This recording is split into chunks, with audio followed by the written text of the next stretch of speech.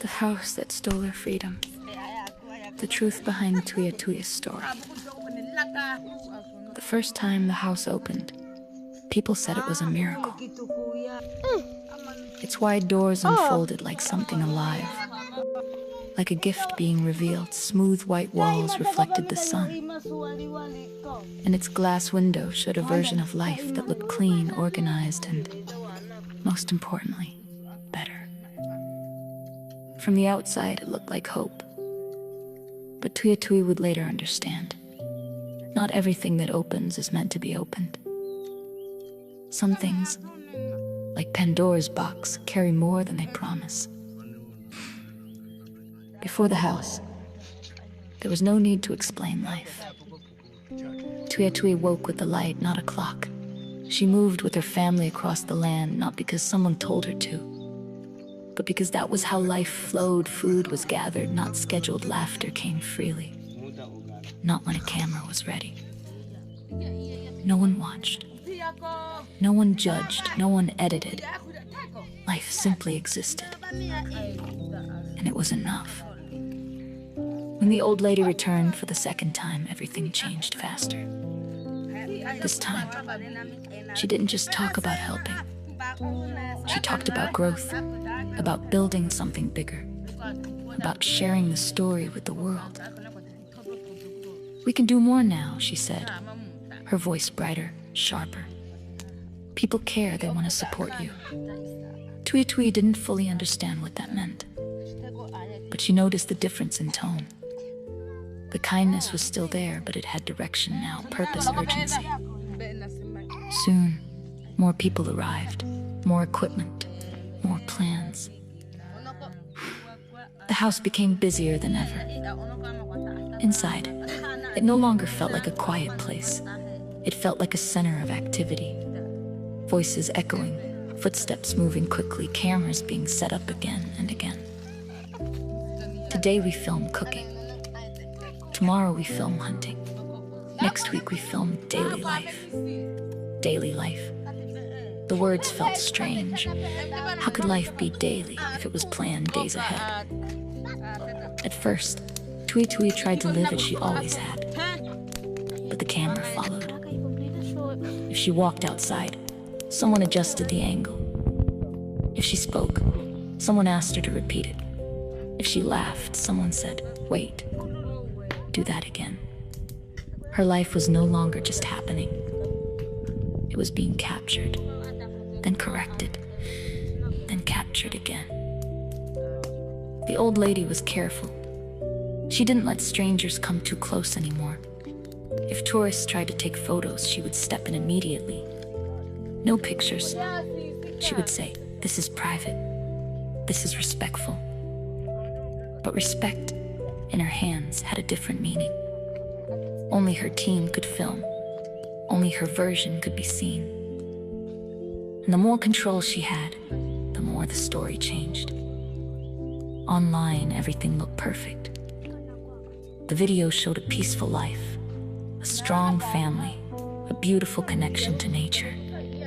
And always, somewhere in the background, the house, clean, helpful, present. People watched and felt something. Emotion, curiosity, sometimes guilt. And they responded the only way they knew how. They sent money.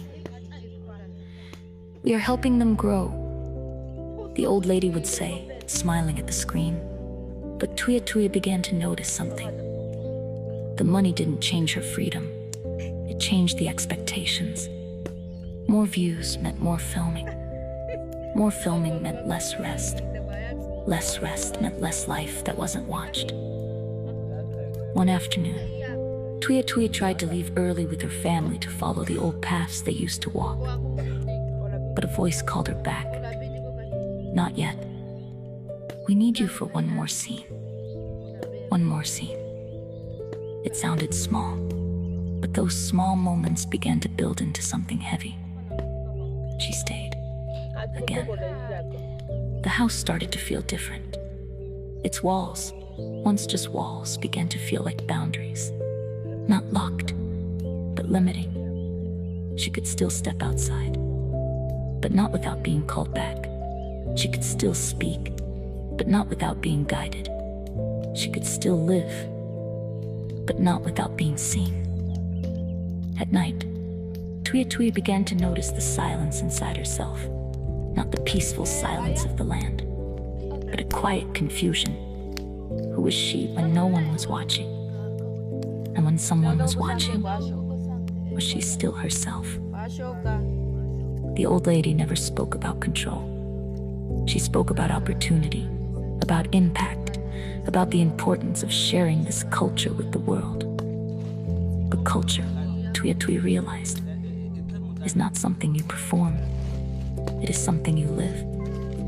And once it becomes performance, something begins to disappear. One evening, Tuia sat just outside the house watching the horizon. The sky stretched endlessly just like before. Nothing in the land had changed, only her place within it. Behind her, the house glowed softly, alive with movement and plans and ideas. In front of her, the world remained open, untouched, waiting. Somewhere far away, someone watched a video of her life and felt inspired. They shared it. They donated. They believed they were helping. And maybe, in some way, they were. But they did not see the full truth. They did not see the moments that weren't filmed. The hesitation before a smile.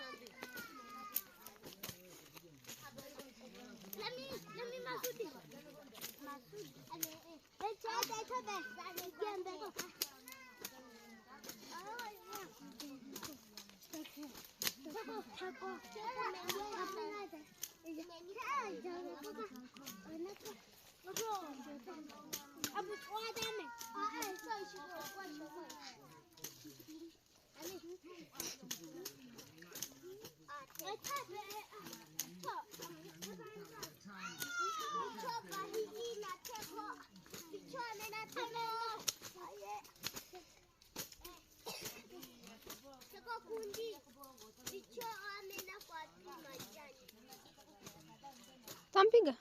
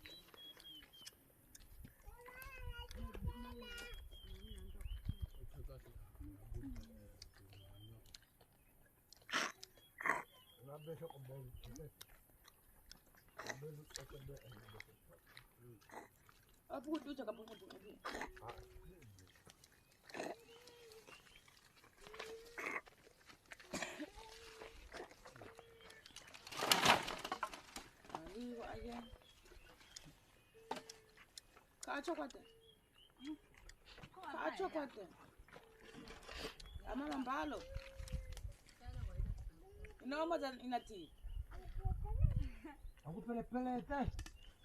Kau cokok. Jana. Boga pi. Boga pi.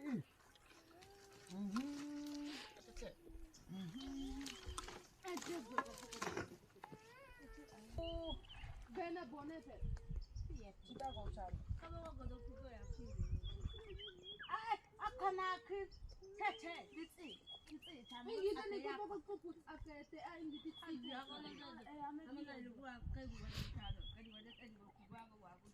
I iya utana kama kanda na kwa kusikia. Akwaza kutoza tukutsi. Akate kwa haka.